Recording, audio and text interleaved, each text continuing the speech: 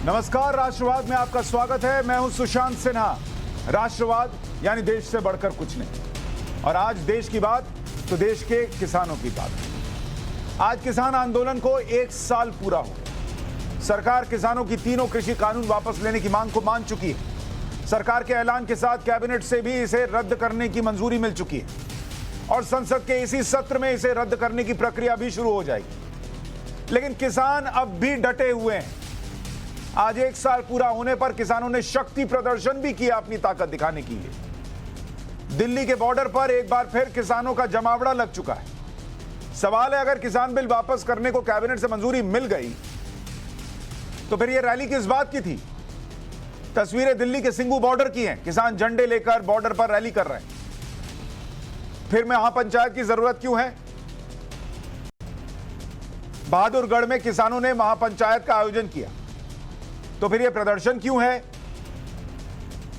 दिल्ली के तमाम बॉर्डर पर किसान प्रदर्शन कर रहे हैं, फिर बॉर्डर पर जमावड़ा क्यों है? सिंघू बॉर्डर, गाजीपुर बॉर्डर और टीकरी बॉर्डर पर किसान जमा हो चुके हैं, तो फिर ट्रैक्टर रैली की तैयारी क्यों है?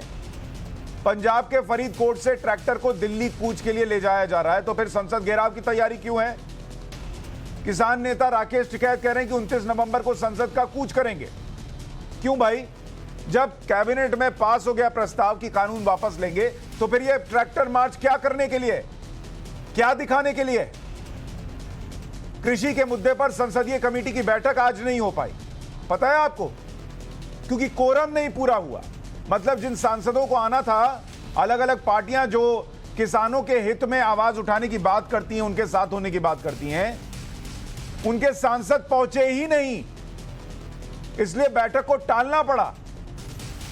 करीब 6 सांसद बैठक में नहीं पहुंचे। किसानों की आय दोगुनी करने के मुद्दे पर चर्चा होनी थी, लेकिन लिए सांसद लोग पहुंचे ही नहीं।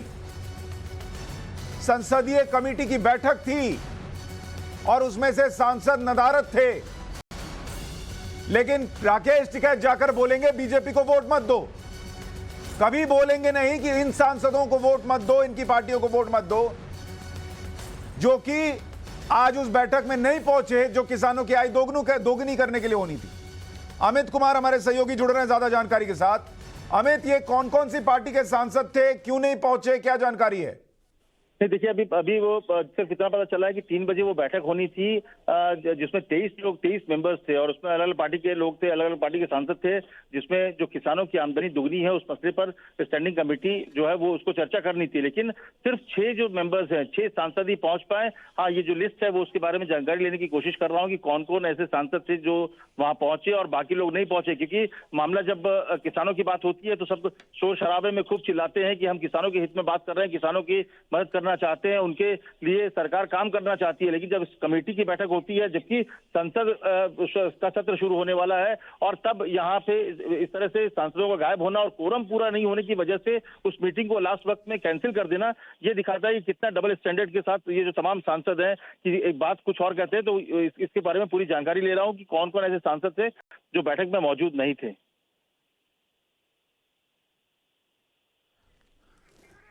तो अमित हमारे सहयोगी अहम जानकारी दे रहे हैं। किसानों की आय दोगुनी करने के लिए संसदीय कमेटी की बैठक होनी थी।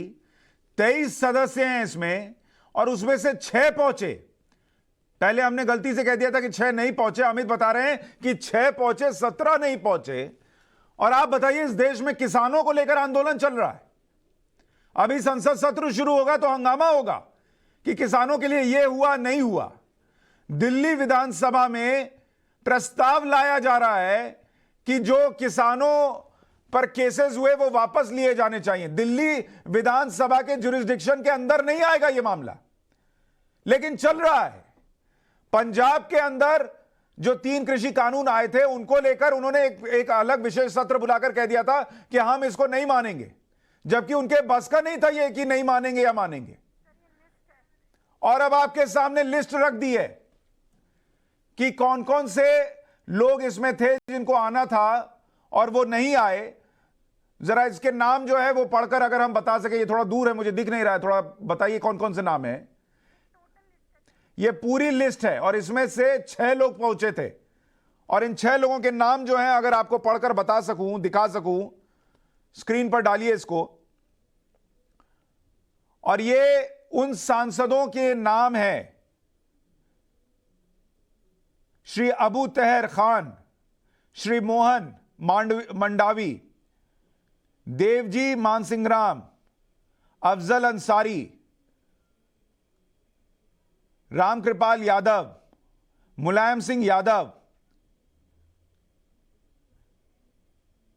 मोहम्मद सादिक, श्री पोचा ब्रह्मानंद रेड्डी, प्रताप बाजवा, ये राज्यसभा से हैं, रामनाथ ठाकुर, ये तमाम लोग जो हैं इनको पहुंचना था और इसमें से सिर्फ 6 पहुंचे, बाकी पहुंचे ही नहीं। इसलिए आज चर्चा नहीं हो पाई कि किसानों की आमदनी कैसे बढ़ती। अब आप सोचिए कितनी ईमानदारी है किसानों को लेकर इन नेताओं के अंदर। पहले आंदोलनकारी किसानों का कहना था कि तीनों कृषि कानून वापस हो जाए तब आंदोलन वापस ले, बातचीत से बाकी मुद्दों पर चर्चा होगी, लेकिन तीनों कानून वापस होने के बाद किसान अब नई मांगों पर अड़ गए। अब मुद्दे अलग बन गए कि एमएसपी पर कानून बनाइए तब वापस लेंगे, तीनों कानून संसद में पास हो तब वापस लेंगे, बिजली बिल का ड्राफ्ट वापस हो जाए तब वापस लेंगे, प्रदूषण के लिए किसानों को सजा न मिले तब वापस लेंगे, किसानों से मुकदमा वापस हो तब हम अपना आंदोलन वापस लेंगे, गृह राज्य मंत्री अजय मिश्रा को बर्खास्त कीजिए तब वापस लेंगे, और शहीद किसानों को मुआवजा मिले तब जाकर आंदोलन वापस लेंगे। इतना ही नहीं, किसान नेता कह रहे हैं कि जब तक ये मांग मानी नहीं जाएगी तब तक आंदोलन ऐसे ही चलेगा, और संसद का घेराव करने की बात कर रहे हैं राकेश टिकैत। आम आदमी पार्टी एक बार फिर किसानों के समर्थन में खुलकर सामने आई है, क्या कह रही है देख लीजिए। चल रहा है अभी तो, भारत सरकार जब बातचीत करेगी तो आगे का समाधान निकल लेगा। वो बात ही करना नहीं चाहते। 29 तारीख का है हमारा पार्लियामेंट, खुले रास्तों से पार्लियामेंट जाएंगे, बंद रास्तों पर नहीं जाते हम। आगे देखिए, कल हमारी मीटिंग है, उसमें तय करेंगे। वैसे हमारे 7 मुद्दे बाकी हैं। एमएसपी का इशू है, किसानों के ऊपर जो केस बने हैं वो वापस करवाने हैं, और फिर जो शहीद हुए साथी हैं उनके मुआवजे की बात है। एमएसपी तो 2011 में जब ये मुख्यमंत्री थे नरेंद्र मोदी, ये उस कमेटी के अध्यक्ष थे जो फाइनेंशियल कमेटी बनी थी। अपनी रिपोर्ट उसमें दी थी कि एमएसपी गारंटी कानून देश में बनना चाहिए। तो अपनी रिपोर्ट को लागू कर दो। आज इस पद पे है। ये जब वकील थे इन्होंने वकालत करी, उस केस को पढ़ा, आज जज बन गए और अब इन्हीं की अदालत में फैसला है। तो सुना है तो उसमें क्या दिक्कत होगी। अभी तक सरकार ने ना मुकदमे वापस लेने की कोई बात की है, ना शहीद किसानों को मुआवजा देने की कोई बात की है, ना अभी तक एमएसपी की कोई गारंटी देने की बात की है। एमएसपी की जो उनकी डिमांड है वो बिल्कुल जायज़ है। एमएसपी लागू हो जाता है तो देश की एग्रीकल्चर सेक्टर को बहुत बड़ा फायदा होगा। किसान तय करेंगे वो कब उठना चाहते हैं। जब तक किसान वहाँ बैठे हैं हम किसानों के साथ हैं।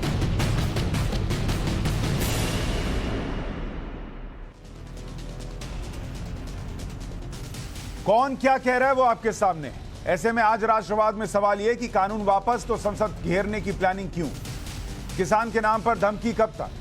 शक्ति प्रदर्शन कर सरकार पर दबाव बना रहे हैं क्या किसान नेता? आंदोलन का 1 साल, कब लौटेंगे किसान घर वापस?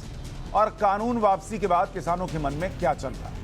इस पर चर्चा करने के लिए हमारे साथ खास मेहमानों का पैनल जुड़ रहा है। सरदार आरपी सिंह बीजेपी से, अनिल घनवत हमारे साथ जुड़ रहे हैं, अजय वर्मा, साबित मलिक। लेकिन पहले हमारे साथ राकेश टिकैत जुड़ रहे हैं, उनसे बात करेंगे, फिर आप मेहमानों के पास भी आ रहा हूं। राकेश टिकैत जी, स्वागत है आपका टाइम्स नाउ नवभारत पर। हाँ ठीक है जी, धन्यवाद जी। राकेश टिकैत जी, अभी जो खबर हम दिखा रहे थे, पहले आपको भी बता दूं, आज संसदीय समिति की बैठक थी किसानों की आय दोगुनी करने को लेकर, और इसमें 23 सदस्य थे, 23 सांसद। वो बैठक टल गई क्योंकि उसमें से 17 नहीं आए। ये है इस देश में उन नेताओं का किसानों को समर्थन जिनके कहने पर आप आंदोलन कर रहे हैं, जिनके कहने पर यह आंदोलन बढ़ रहा है, और जो इस आंदोलन को समर्थन दे रहे हैं। गलत जानकारी से देश को मत दो। आधा बर्बाद तो आपने ही कर दिया देश।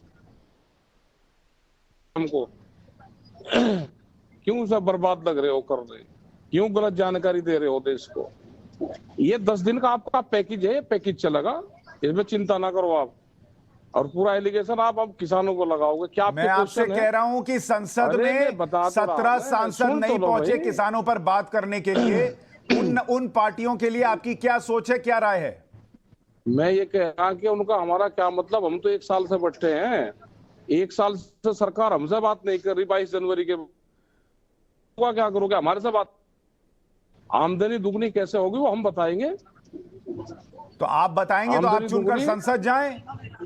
संसद इस देश में किस लिए बना? आज संविधान दिवस है, वो संविधान क्या कहता है कि चुने हुए नुमाइंदे जाएंगे और कानून बनाएंगे या आपके लिए चर्चा करेंगे। आपको इतना शौक है तो आप चुनाव लड़िए और जाकर वहां अपनी बात रखिए।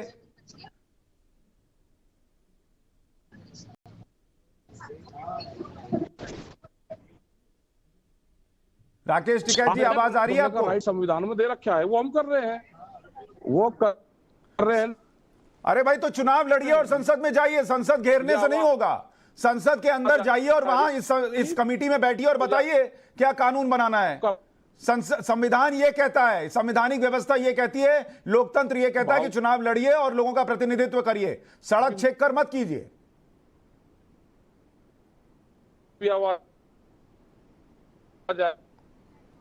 राकेश टिकैत जी, आपके नेटवर्क में इशू है, मैं माफी चाह रहा हूं, आपके नेटवर्क में इशू है, आप ट्रेन में हैं इसलिए बात ठीक से हो नहीं पा रही है। आप सवाल नहीं सुन पा रहे, आपके जवाब नहीं आ पा रहे।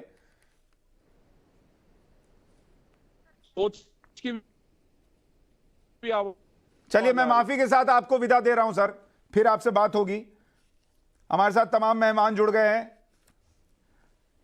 सरदार आरपी सिंह जी, राकेश टिकैत से तो बात नहीं हो पाई खैर, लेकिन अभी जो हम खबर टाइम्स नाउ नवभारत पर ब्रेक कर रहे थे कि संसदीय समिति की बैठक होनी थी किसानों की आय दोगुनी करने को लेकर। 23 सांसद हैं, उसमें 6 पहुंचे, 17 पहुंचे ही नहीं, इसलिए बैठक टल गई। लेकिन यही लोग कहेंगे कि हम किसानों के लिए सबसे समर्पित हैं और हम किसानों का भला सोचते हैं और किसानों को जो है कहा जाएगा कि आप आंदोलन करते रहिए। देखिए, बहुत अफसोसजनक बात है कि हमारे सांसद किसी भी पार्टी में, मैं किसी पार्टी का विशेष कारण बेटा, वो संसदीय समितियों को और खास कर ऐसी संसदीय समिति की जो जिससे देश का लगभग 70% पॉपुलेशन जुड़ी हुई है, उसको भी सीरियसली नहीं ले रहे। और वो एक बड़ा कंसर्न का इशू है और अपेक्षा थी कि आज, क्योंकि बड़ा क्रूशल मुद्दा था कि हम किस प्रकार से किसानों की आय और कैसे बढ़ाएं, इस बारे में चर्चा होनी थी। अपेक्षा थी कि आते, और मैं चाहूँगा कि आप वो जरा सूची के नाम पढ़कर बता दें, लोगों को ध्यान में आ जाए, बेशक मेरे दल के हो किसी पार्टी के हो, जरा ध्यान में आना चाहिए कि कौन लोग हैं जो किसानों को नॉन सीरियसली लेते हैं। पर ओवरऑल सरकार की मंशा है कि हम किस प्रकार किसानों के मुद्दों को रिजॉल्व करें और किसानों के लिए जो और अच्छा कर सकते हैं वो करें। इसलिए कैबिनेट ने पास कर दिया कि हम तीनों बिल वापस लेंगे। अब 29 को संसद शुरू होगी, उसमें राज्यसभा में शायद पहले आएगा, शायद लोकसभा में बाद में आएगा, परंतु ये प्रोसेस अब शुरू हो चुका है। और मैं आपके चैनल के माध्यम से, यहाँ श्वेत मलिक जी बैठे हैं, उनसे भी और बाकी जितने किसान नेता हैं उनसे मेरी हाथ जोड़कर विनती है कि प्रधानमंत्री जी ने कह दिया, कैबिनेट में पास हो गया, 29 को पार्लियामेंट में लगा भी हुआ है, तो ये अपने जो आंदोलन है इसको वापस लीजिए। और जो बाकी विषय हैं उन पर चर्चा के लिए प्रधानमंत्री जी ने एक कमेटी बिठा दी है, उस कमेटी का जिसमें एमएसपी भी, जिसमें बाकी विषय भी आ सकते हैं, उन सब विषयों पर चर्चा हो सकती है। पर सरदार आरपी सिंह जी, जिन लोगों को ये बात समझ में आती हो कि प्रधानमंत्री देश के हाथ जोड़कर कह रहे हैं, या वो कैबिनेट में इसको वापस ले चुके हैं, या वो इसको समझना चाहते हो, वो तो वापस जाएंगे ना। लेकिन जिनको अगर ये मुद्दा बनाना है, आप ही लोग पहले कहते थे कि भाई जो सोया है उसको जगाया जा सकता है, जो सोने का नाटक कर रहा है उसको कैसे जगाएंगे। आज आप उनसे उम्मीद करते हैं कि वो जाग जाएंगे, क्यों ऐसी उम्मीद रखते हैं आप? नहीं, मैं अभी भी इसलिए उम्मीद रखता हूँ कि जो किसान हैं वो समझते हैं विषय को, और वो जो लोग उनके नाम पर राजनीति करें उनको भी समझते हैं, ऐसा नहीं कि नहीं समझते। इसलिए जब प्रधानमंत्री जी ने सबके सारे देश के सामने हाथ जोड़कर विनती कर कहा कि हम बिल वापस ले रहे हैं, और तो प्रधानमंत्री जी की बात को मान्य करना चाहिए। और अब तो उसका अमली जामा पहनना भी शुरू हो गया है, तो उसके बाद कोई मुद्दा रह नहीं जाता। और जहां बाकी है, अब वो कुछ लोग हैं जो अभी पूछ लेते हैं। सवित मलिक साहब, क्या किसानों को वापस चले जाना चाहिए? पीएम ने कह दिया, कैबिनेट में निर्णय हो गया, कमेटी बनाने की बात हो गई, क्या किसानों को अब वापस नहीं चले जाना चाहिए? उसकी बजाय आज उल्टे शक्ति प्रदर्शन हो रहा है।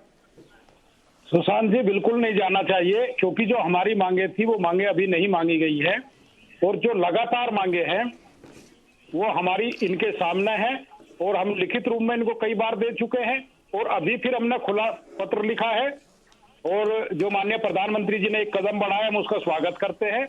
लेकिन जब तक हमारी मांगे नहीं मानी जाएगी तब तक ये आंदोलन लगातार जारी रहेगा। फिर आप संसद क्यों जाएंगे सर, ट्रैक्टर लेकर? उसका क्या मतलब है? बातचीत कीजिए। संसद इसलिए जाएंगे कि सरकार हमसे बातचीत नहीं कर रही है। सरकार बातचीत कर, हम तो सड़कों पर बैठे हैं साल भर से, ना हमारे पास कुंडी है ना दरवाजा है, जिसका मन हो आइए और हमसे बात करिए। लेकिन ये लोग तो डर के बैठे हैं, हम संसद में जाते हैं तो वहां दरवाजा बंद कर लेते हैं।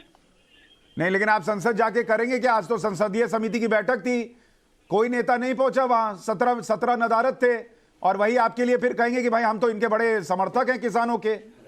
देखो सुशांत जी, मेरा पर्सनल ये है, जो भी विपक्ष में होता है वो हमारा हमदर्द होता है, और जो सत्ता में आ जाता है वो हमको नक्सली, खालिस्तानी और पाकिस्तानी कहता है। जब बीजेपी विपक्ष में थी, ये भी हमारे मंचों पर आती थी, तमाम घोषणाएं करती थी, और हमारे कंधे पर पैर रख के जब सत्ता में पहुंच गई तो इसको आज हम देशद्रोही लगते हैं, नक्सली लगते हैं, खालिस्तानी लगते हैं, पाकिस्तानी लगते हैं। लेकिन ये किसान है, ये अगर सत्ता में पहुंचाना जानता है तो सत्ता से बाहर करना भी जानता है। ठीक है, लेकिन एक दूसरे किसान भी हैं सर, और इसलिए हमने अनिल घनवत साहब को बुलाया है, जो उस कमेटी में थे जो सुप्रीम कोर्ट ने बनाई थी, जिसने रिपोर्ट सौंपी है, और उसमें अनिल घनवत साहब का कहना है कि बहुत सारे किसानों ने कहा था कि ये कानून रहने चाहिए, भले उसमें बदलाव हो जाए चाहे, लेकिन रहने चाहिए। अनिल घनवत साहब, 1 साल हो गया इस पूरे आंदोलन को, किसानों को क्या मिला मुझे ये बताइए? नेताओं को तो मुद्दा मिल गया, मीडिया का एक बार गया जिसको हेडलाइन मिल गई कि नरेंद्र मोदी झुके या नहीं झुके, किसान को क्या मिला इस 1 साल में? किसानों को झूठ मिला। जिस आधार पर ये पूरा आंदोलन खड़ा रह गया है, ये पूरा आंदोलन झूठ की नींव पर खड़ा है।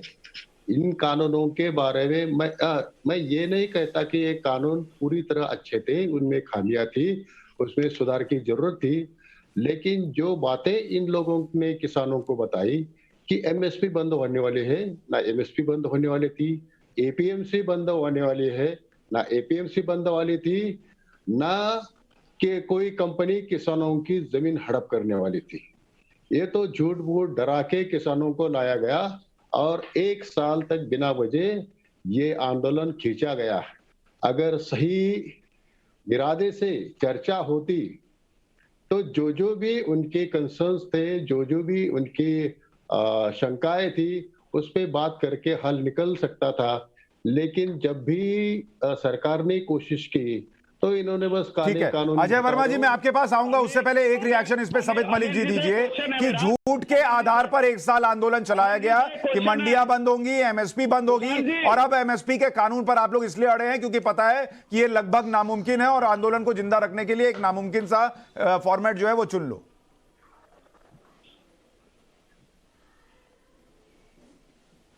मलिक साहब। अनिल जी ये बता दीजिए, क्या कानून में ये नहीं लिखा था कि एसडीएम का फैसला बाध्यकारी फैसला होगा, जिसका बल डिग्री के समान होगा, और उसकी वसूली भू राजस्व के द्वारा की जाएगी? लिखा था। अध्याय 3 भाग 2 पॉइंट नंबर 4 पर स्पष्ट लिखा है कि एसडीएम का फैसला बाध्यकारी फैसला होगा, जिसका बल डिग्री के समान होगा, और उसकी वसूली भू राजस्व के द्वारा की जाएगी। ये जमीन छीनने वाला कानून है। आप यहाँ बैठकर सबित मलिक साहब, पहले अनिल जी आप जवाब दीजिए, फिर मैं प्रश्न पूछता हूँ। अनिल जी जवाब दीजिए। जवाब देने दीजिए, एक मिनट जवाब देने दीजिए, फिर मैं आऊंगा उस पर। आप मुझे भी कुछ टिप्पणी करनी है, लेकिन अनिल जी पहले। मलिक साहब, उसमें ये था कि एसडीएम के पास केस चलेगा, वहां नहीं हुआ तो कलेक्टर के पास जाएगा, और कलेक्टर जो निर्णय देगा वो अंतिम होगा। सर प्लीज अब एक बार सुन लीजिए, सर सुन लीजिए, दोबारा पढ़ लीजिए, सुन लीजिए एक बार सर। आप कमेटी में रहे। अध्याय 3 भाग 2 नोट कर लीजिए आप। अध्याय 3 भाग 2 पॉइंट नंबर 4 पर लिखा है, एसडीएम का फैसला बाध्यकारी फैसला होगा, जिसका बल डिग्री के समान होगा, और जिसकी वसूली भू राजस्व के द्वारा की जाएगी। आप लिखे हुए झुटला दोगे क्या? मेरी बात पूरी करने देंगे आप अभी? प्लीज प्लीज ये बीच में मत बताइए। टोकिए। हाँ, आप जो कह रहे हैं वो सही है, आधा सही है। एसडीएम के बाद कलेक्टर के पास अपील कर सकते हैं, कलेक्टर के फैसले के बाद कहीं अपील कर नहीं सकते। ये मुद्दा गलत था, हमने भी उसका विरोध किया, हमने भी इसमें सुधार चाहा था। और उसमें ये नहीं आप बता रहे कि उसके नीचे का क्लॉज ये है कि किसान के ऊपर अगर पैसे देने की नौबत आती है, उसके ऊपर बकाया हो जाता है, तो किसी भी हालत में किसान की जमीन पे कार्रवाई नहीं होगी, ना वो बेचे जाएगी। ना, ये लिखा है, साबित मलिक साहब, ये लिखा था कानून में, लिखा है कानून में कि उसकी जमीन किसी भी हाल में नहीं ली जाएगी। जुर्माना लगाया जाएगा। नहीं, आप जमीन नहीं ली जाएगी, ये कैटेगोरिकली लिखा हुआ है साबित मलिक साहब, ये कैटेगोरिकली लिखा था, जमीन नहीं ली जाएगी। अब वो कानून नहीं रहे, उनके ऊपर चर्चा नहीं रहे क्यों? अभी आप सवाल पूछ रहे थे, जब ये बता दिया कि कैटेगोरिकली लिखा है जमीन नहीं ली जाएगी, तो वो कानून नहीं रहे। क्यों? इस पर बात कीजिए। अब जब वो कानून नहीं रहे, उस पर क्या चर्चा करोगे? नहीं, क्यों चर्चा नहीं करे? अभी आपका प्रश्न पूछने के लिए था कानून। अब जब उस पर पूछा गया कि कैटेगोरिकली उसमें लिखा है कि जमीन नहीं ली जाएगी, तो छोड़िए, कानून खत्म हो गया। अरे जो चीज चली गई, उस पर क्या चर्चा कर रहे हैं? अरे बिल्कुल चर्चा होगी, वो इसलिए चली गई क्योंकि जो वो कह रहे हैं कि झूठ फैलाया गया, उस झूठ पे बात होगी। सुशांत साहब, मुझे एक मिनट रुकिए, अनिल घनवत जी रुकिए, साबित मलिक, आपने एक प्रश्न पूछा कि फलाना क्लॉज में ये लिखा है कि नहीं लिखा है, उसका जवाब दिया गया, लेकिन उसी के नीचे ये भी लिखा है कैटेगोरिकली कि किसान की जमीन किसी हाल में नहीं ली जा सकती। ये था या नहीं था, इतना बताइए। भू राजस्व के द्वारा जमीन, ये था या नहीं था जो क्लॉज में कह रहा हूं? उसमें भू राजस्व के द्वारा जमीन नहीं ली जा सकती, ये कैटेगोरिकली लिखा था या नहीं लिखा था? उसमें अगर यही किसान समझने लगे, सारी बातें घुमा के लिखी है, घुमा के आप ये बोल क्यों नहीं पा रहे कि ये लिखा था? अजय वर्मा जी, बनाया गया है। सुशांत जी, इसमें ये लिखा है कि किसान के ऊपर किसी भी तरह की भू राजस्व की कार्रवाई नहीं की जाएगी, जमीन नहीं ली जाएगी, ऐसा लिखा है। जो मैं बता रहा हूँ, आप उस क्लोज को पढ़ो, उसमें सर हम सब ने पढ़ रखा है, हम सब ने देख रखा है, और उन कानूनों को कैसे घुमा कर बताया गया वो हमने देख रखा है। एमएसपी बंद हो जाएगी, मंडियां बंद हो जाएंगी, ये भी लोगों को समझाया गया। एमएसपी बंद हो जाएगी और रिकॉर्ड एमएसपी पे खरीद होती रही, फिर भी किसानों को वहां जमा किया गया। अजय वर्मा जी, किसानों को क्या मिला इस 1 साल के आंदोलन में, बताइए। देखिए सुशांत, मैं बता दूं कि कोई यकीन करे तो कैसे करे, मैं कैसे यकीन कर लूं? वो दूर जाके रोए, मेरे पास से वो गुजरे, मेरा हाल तक ना पूछा। मित्रों, 2014 में एक शासक आए थे, मित्रों 2 करोड़ नौकरी मिलेंगी, मित्रों 15 लाख रुपए मिलेंगे। तो कोई भी देश में संवैधानिक पद पे बैठे हुए लोग कुछ कहते हैं, उसका भरोसा तो हो, लोग भरोसा करें तो क्यों करें? अब कह दिया गया कि किसी को बुला के पूछा था, किसी की राय ली थी अपोजिशन की, इन तीनों कानूनों पर किसानों के नेता बुलाए थे, बस हिटलर की तरह आए और जारी कर दिया, और ऐसे ही अभी हिटलर की तरह आए और बंद कर दिया। ऐसे देश नहीं चलता, इससे छवि खराब होती है संसार में, नंबर 1। मैं बताऊं, बीजेपी की एक बहुत मजबूत शख्सियत है, पद्मश्री मिला है अभी उनको, और आने वाले कल में वो मंत्री बनने वाली है। वो कहती है 2014 के बाद आजादी मिली है, भारत आजाद 2014 के बाद हुआ है। मैं आपसे पूछ रहा हूँ किसान को क्या मिला? आप सुशांत जी सुन लीजिए, पहले बात कर लीजिए। वो किसानों का मुद्दा कम है ना सर, समय कम है ना सर, माफ कीजिएगा, समय कम है, समय पे आप मुद्दे पे बात कीजिए। आधा टाइम ले रहा हूँ मैं, आधा टाइम। तो वो मंत्री बनने वाली है, क्योंकि देश के प्रधानमंत्री को शौक है कुछ लोगों को मंत्री बनाने का, तो बनाइए, उनका अधिकार है। लेकिन किसानों की एमएसपी की गारंटी 2011 में आपने कहा था, इस भाइयों आपकी फसल का मूल्य दुगना हुआ, नहीं हुआ, किसानों को कुछ नहीं मिला। तीनों काले कानून तो पहले से ही काले थे, तो इन्होंने अपनी तसल्ली के लिए करे, अभी अपने पॉलिटिकल एजेंडा विंटेक्स का चुनाव जीतने के लिए 5 स्टेटों में हार रहे हैं, इसलिए इन्हें मिल रहे हैं। अब मांग ये है पार्टी की, अगर आप कह रहे हैं कि 23 लोगों की लिस्ट थी, 6 आए, 17 नहीं आए, तो पहले कितने लोगों की लिस्ट इन्होंने बुलाया था? किसी को सुना था? अपनी मनमानी करी, तानाशाही करी और काले कानून पास कर दिए, लागू कर दिए। लोकतंत्र में ऐसे नहीं होता। ये भारत एक लोकतांत्रिक देश है और यहाँ का लोकतंत्र सबसे ज्यादा संसार का मजबूत लोकतंत्र माना जाता है, लेकिन इसका स्वरूप बिगाड़ दिया गया सुशांत जी। और अब मैं कह रहा हूँ, वो आए नहीं आए, ये जो चाहेंगे वो करेंगे। ये टेम्परेरी कर रहे हैं, इनका कोई भरोसा नहीं है। आने वाले 6 महीने बाद फिर नया कानून बना देंगे, इनका कोई भरोसा नहीं है। अच्छा, मुझे एक बात बताइए अजय वर्मा जी, पंजाब में, राजस्थान में, छत्तीसगढ़ में आपकी सरकार है, क्या आप वहां कोई प्रस्ताव लाए? महाराष्ट्र में इसलिए नहीं बोलता हूं क्योंकि वहां कई बार आप लोग पीछे हट जाते हैं कि अरे गठबंधन की हम क्या करें। महाराष्ट्र, झारखंड ये सब छोड़ देता हूं, यहां आपको पूरा फुल फ्लेजेड कंट्रोल है, इसलिए बोल रहा हूं। मैं ये कह रहा हूं कि इन 3 राज्यों में ही आप विधानसभा में प्रस्ताव लाते कि हम एमएसपी पर कानून लाएंगे। पूरा देश, सुनो, पूरा देश ये कानून मांग कर रहा है। छोड़ दीजिए मोदी मीडिया को, छोड़ दीजिए मोदी भक्तों को, कोई नहीं मांग कर रहा, पूरा देश नहीं कर रहा। इनके नहीं कर रहा, पूरा देश नहीं कर रहा। उन झूठे लोगों को अरे प्रस्ताव क्यों नहीं लाए सर, ये बताइए ना आप। विधानसभा में जैसे विधानसभा का अधिकार क्षेत्र नहीं था कि हम तीनों कानून को निरस्त करते हैं, फिर भी आप लोग ले आए थे, वैसे ही एमएसपी पर ले आते कि हम एमएसपी पर कानून लाएंगे, क्यों नहीं लाए? मेरी सुन तो लीजिए सुशांत जी, मैं ये कह रहा हूं कि 3 सरकार तो छोड़ दीजिए, 136 करोड़ में झूठ, बीजेपी का झूठा आईटी सेल और इनके नेता और इनका मंत्रिमंडल और सरकार के अलावा 68 करोड़ किसान और 80 करोड़ वो भूखे बेरोजगार जिनको भुखमरी के कगार पर पहुंचा दिया। ये सब ये चाहते हैं कि भारत में महंगाई कम हो, तेल कम हो, डीजल कम हो, पेट्रोल आप प्रस्ताव क्यों नहीं लाए सर? एमएसपी मिले और आप विधानसभाओं में प्रस्ताव क्यों नहीं लाए? दिखावे के लिए भी क्यों नहीं लाए? 100 से 120 आप विधानसभा में दिखावे के लिए भी प्रस्ताव क्यों नहीं लाए? नहीं, हमारा तो समर्थन पूरी तरह से किसानों के साथ। किस तरीके का समर्थन? राजस्थान में लाठियां मारी है किसानों को, लाठियां मारी है राजस्थान के अंदर किसानों को। विनम्रता से एक सुझाव और सुन लीजिए, आपके इस प्रोग्राम का बड़ा अच्छा नाम है राष्ट्रवाद, तो मैं कह रहा हूं कभी असली राष्ट्रवाद को पढ़ लीजिए। आप सर, तो आप फिर वही बात की जनता सर, आप लोग ना, क्या दिक्कत है, आप देश को, लोगों को, मीडिया को, सबको सब कुछ सिखाते हैं, खुद कुछ नहीं सीखते। अपनी पार्टी संभाल लीजिए सर, अपनी पार्टी संभाल लीजिए। आपकी पार्टी की हालत यह है कि जिन ममता बनर्जी के साथ आप खड़े होकर सोच रहे हैं कि हम मोदी को हराएंगे, वही आपकी पार्टी को तोड़ रही हैं और आपको मजबूरी में खड़ा होना पड़ता है। कहती है सोनिया गांधी से मिलने जाना कौन सा जरूरी है? ये आपकी पार्टी की हालत हो गई है और आप दुनिया को बता रहे हैं क्या राष्ट्रवाद है। सुशांत जी, अगर कोयले का स्टैक सबसे ज्यादा है तो वो अडानी का है। अब वो एशिया के इस वक्त नंबर 1 अमीर आदमी बन के अंबानी को पछाड़ के ये कंपटीशन चल रहा है। अरे कंपटीशन में तो रॉबर्ट वाड्रा भी हैं, अभी पीछे हैं लेकिन आ जाएंगे, उसका क्या कर सकते हैं हम?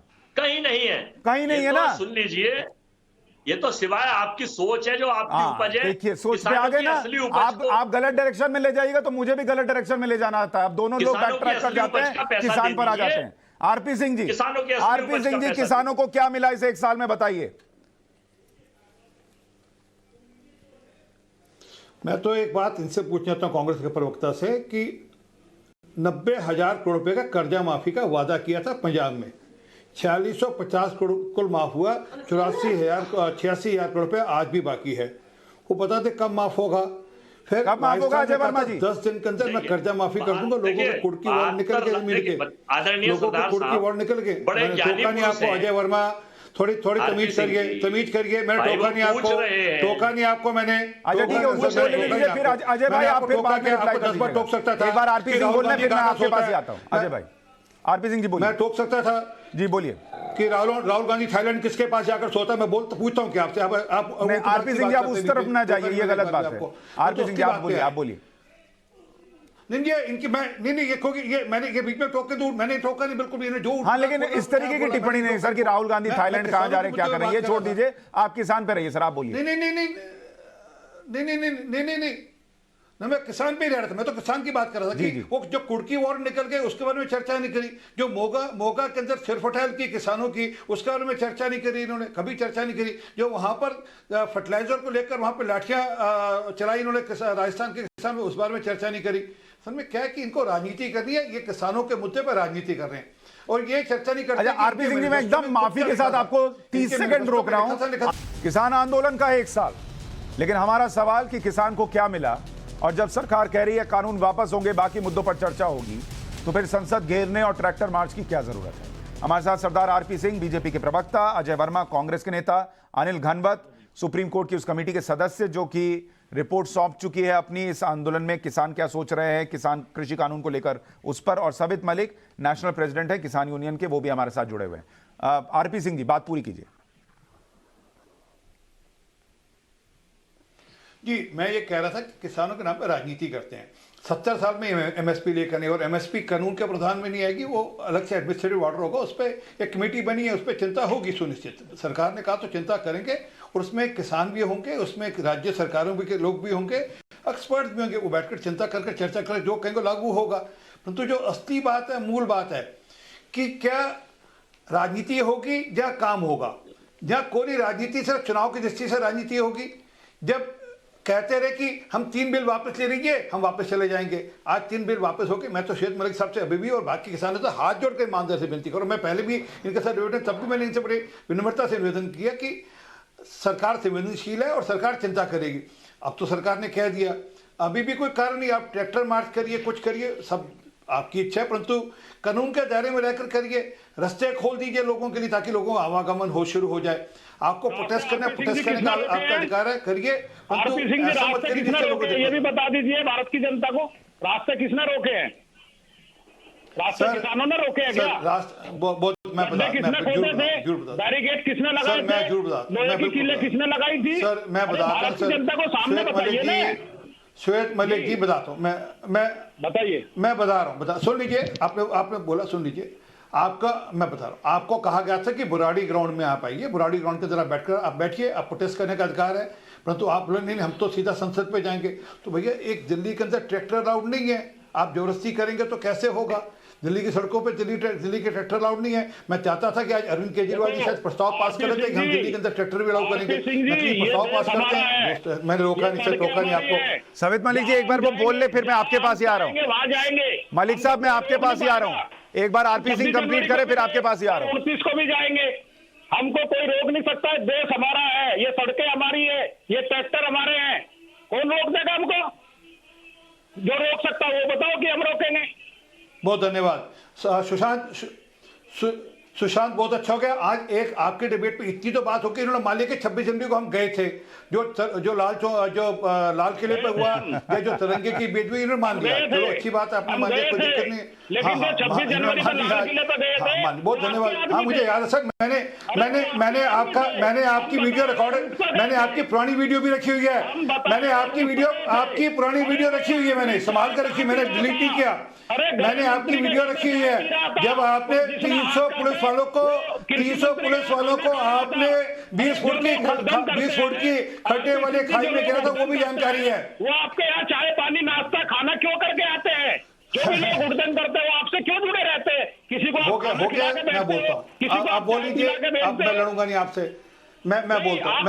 लेकिन भारत को ये बताओ, जिसने खाना तो श्वेत मलिक जी वहाँ झंडा पहरा, वो केंद्रीय गृह मंत्री के घर पर चाय पी के आया, जिसने नियंगों ने हाथ काटे, जिस आदमी को वो किया, केंद्रीय कृषि मंत्री नरेंद्र तोमर के घर खाना खा के आया। ये सारी बातें आप भारत की जनता को बताइए कि हम लोग अपने यहाँ लोग तैयार करते हैं, स्लीपर सेल बनाते हो अपने यहाँ बैठकर, और वो उसको यहाँ से भेजते हो, आगमन करवाते हो। तो आप ये कह रहे हैं, नहीं, सवित मलिक साहब, आप ये कह रहे हैं जो निहंग वहां पर बैठे हुए थे वो बीजेपी के लोग थे? अरे वो जिसने हाथ काटे थे, जो उनका सरदार था, वो केंद्रीय कृषि मंत्री के यहाँ खाना खा के आया था। अरे भाई, कल को खाना खाने आप बहुत लोग गए थे, आप लोग भी गए थे। अब कल को आप किसी का मर्डर कर दें तो कृषि मंत्री ने थोड़ी कराया होगा। अरे आप स्लीपर सेल हो जाएंगे। एक बात बताइए सुशांत जी, उन्हीं लोगों के फोटो क्यों आते हैं जो आंदोलन को कमजोर करना चाहते हैं? अरे भाई, मैं ये कह रहा हूं कि कृषि मंत्री से मिलने के लिए सारे लोग जा रहे थे, ये कोई छुपी हुई बात है? उसमें से कल को कोई हाथ काट देगा तो वो कृषि मंत्री का आदमी हो गया। सुशांत, मैं जानकारी दे दूं, नहीं, मैं जानकारी दे दूं। ठीक है, आरपी सिंह जी बोलिए। आरपी सिंह जी, अरे सुन लिया ना, एक बार को 6 बार करने बड़ी बात हो जाएगी क्या? अरे सुनो श्वेत मलिक जी, सुनो एक मिनट, सुनो। 16 जनवरी को, अरे सुनो सर, सुन लो सर, हाथ जोड़कर कह रहा हूँ, सुन लो सर। अरे श्वेत मलिक जी, सुनने की हिम्मत रखो। एमएसपी दो। सवित मलिक जी सुन भी लीजिए। सवित मलिक जी सुन भी लीजिए। अगर सुनने सवित मलिक जी सुन लीजिए, सुनने की हिम्मत रखो। बोलिए, फिर उनके बाद सुनते हैं।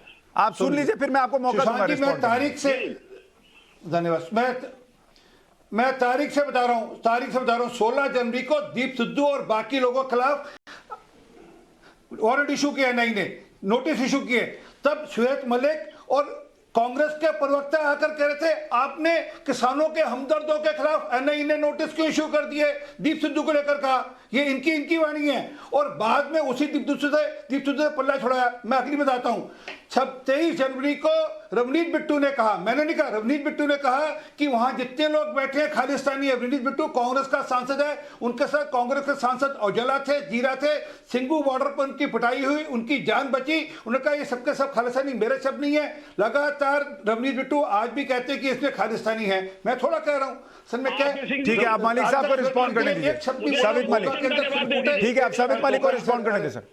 अरे सर ये अच्छी बात नहीं है, मैं पहले बात पूरी कर लूं सर, आपको। अच्छा ठीक है, एक बात सर जल्दी में बात पूरी करें। अरे एक बार ठीक है, आरपी सिंह जी जल्दी बात पूरी करें। बैठा हुआ था दीप सिद्धू का संगठन बैरिकेड से अंदर कैसे, ये बात मैं नहीं करूंगा आपसे। मैं पूरे किसानों को बाहर रोका गया, बीच में बैरिकेड लगा दिए, ये लोग तो आपने कैसे मिलाकर अंदर बैठा लिए, ये दिल्ली के अंदर क्यों बैठे थे? वही दीप सिद्धू का संगठन अब आ गया, बैठा था, निरंजन का संगठन भी अंदर बैठा था, किसान तो बैरिकेड के ऊपर बैठे हैं ना।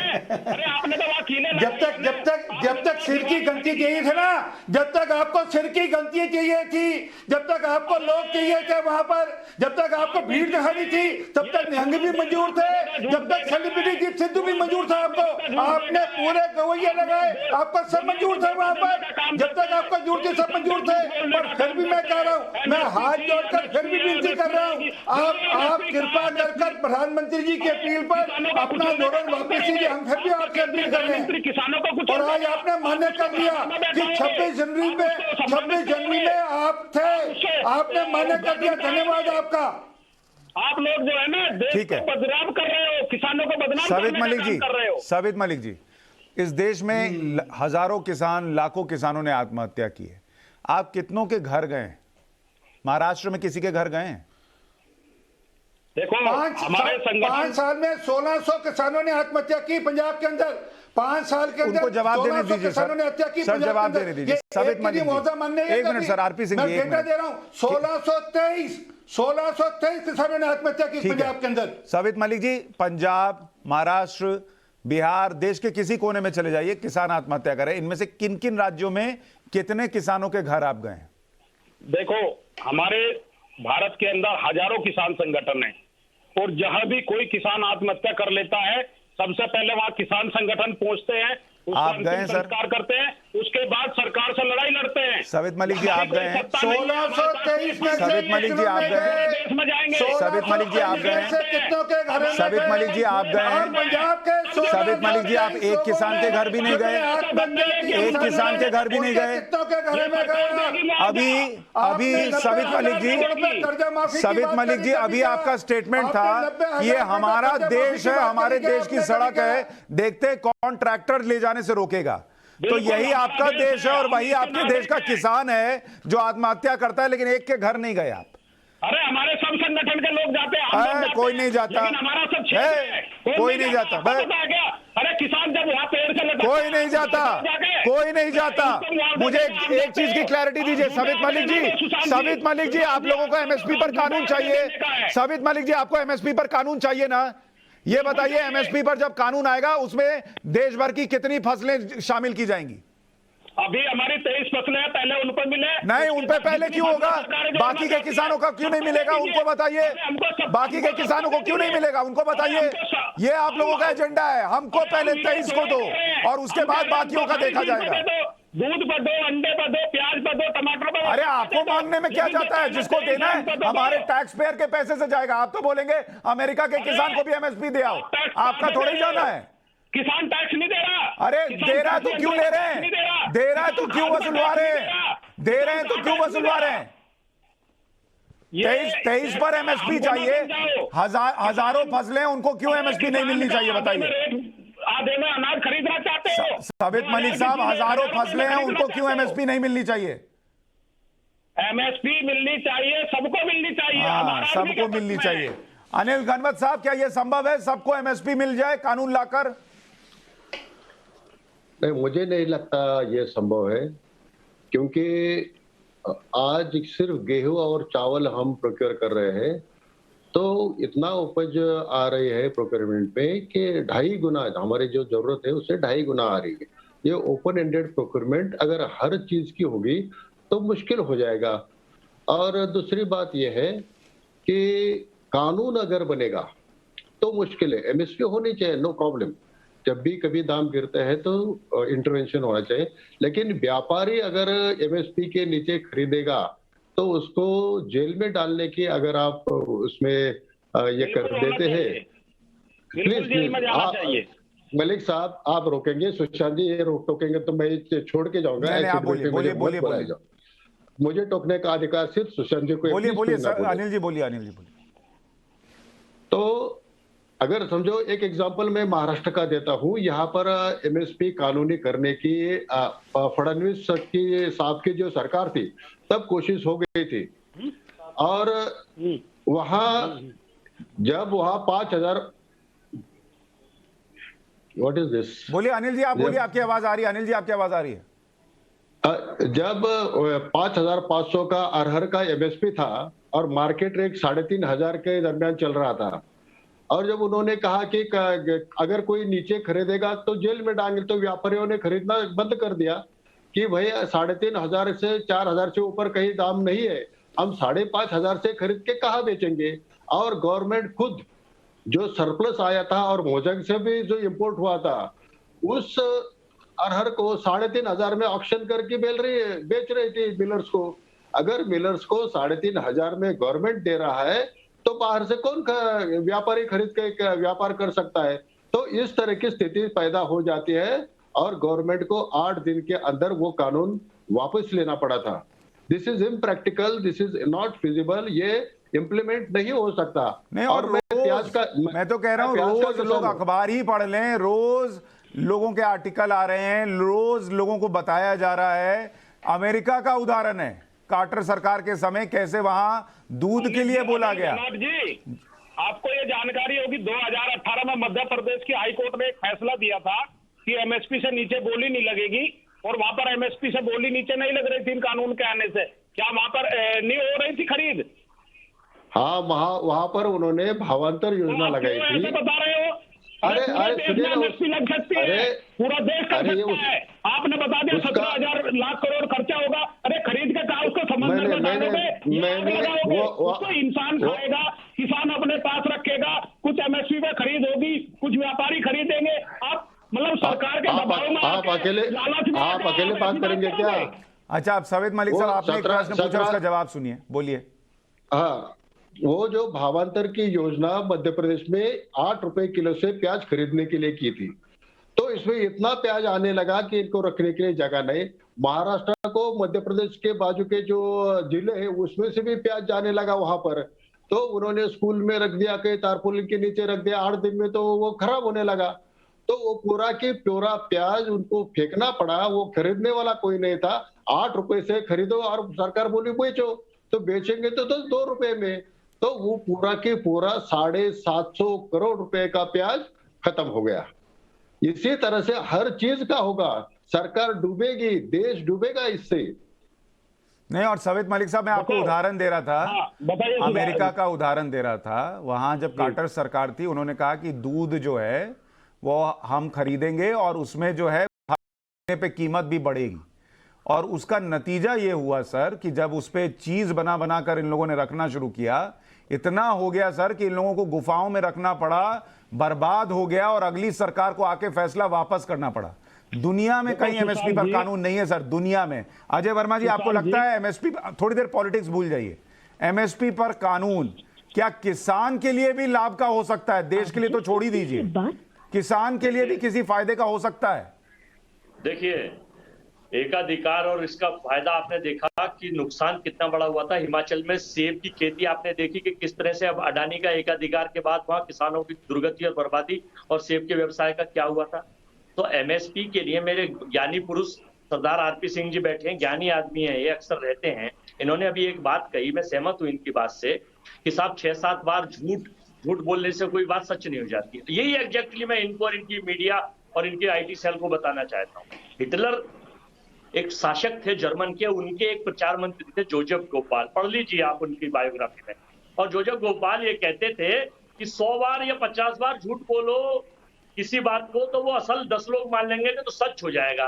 तो बीजेपी के लोग केवल देश और प्रदेश में चुनाव जीतने के लिए यही काम कर रहे हैं, झूठ बोलो और झूठ दिखाओ और झूठ उगाओ। एमएसपी सीधे सीधे किसानों से संबंधित कानून है, उन्हें दें, किसानों का मामला है, अपनी सरकार चलाएं और आगे बढ़ाएं। भावी प्रधानमंत्री नहीं है, प्रधानमंत्री 56 इंच 50 साल लेकिन राज वो किए, मिसयूज करते हैं। 50 साल राज किए, इतना क्लैरिटी था कि एमएसपी से क्या हो सकता है, कानून काहे नहीं लाए थे? मैं बता रहा हूं, अभी सुन लीजिए। आपने सुना भी, आपको पीछे मैंने अभी कहा था कि एक मंत्री होने वाली है, पद्मश्री मिली है। छोड़िए, खत्म हो गया, समझ गया मैं, आपका जवाब समझ गया मैं। आप लोग जहां इसी में रह जाते हैं सर, समय निकल गया और ये आप कौन मंत्री बनेगी नहीं बनेगी इसमें समय अच्छी खासी चर्चा चल रही थी, वेस्ट हो गया। आरपी सिंह जी, मैं माफी चाहूंगा, वक्त नहीं बचा। मैं चाहता था आपके पास आऊं लेकिन बिल्कुल वक्त नहीं बचा, इसी में वेस्ट हो गया कि कौन मंत्री बनेगी नहीं बनेगी। किसानों को सोचना चाहिए कि क्या जो कहा जा रहा है, जो दिख रहा है, जो हो रहा है, एक साल में क्या मिला नहीं मिला, इवैल्यूएट कीजिए। क्या चीज़ ज़मीन पर हो सकती है नहीं हो सकती है, ये सुनिए। अलग अलग लोग डिबेट कर रहे हैं, चर्चाएं हो रही हैं, और मन बनाइए कि क्या ये देश भर के लिए उचित है या नहीं है। सोचिएगा इस पर। आप सभी मेहमानों का बहुत शुक्रिया चर्चा में जुड़ने के लिए।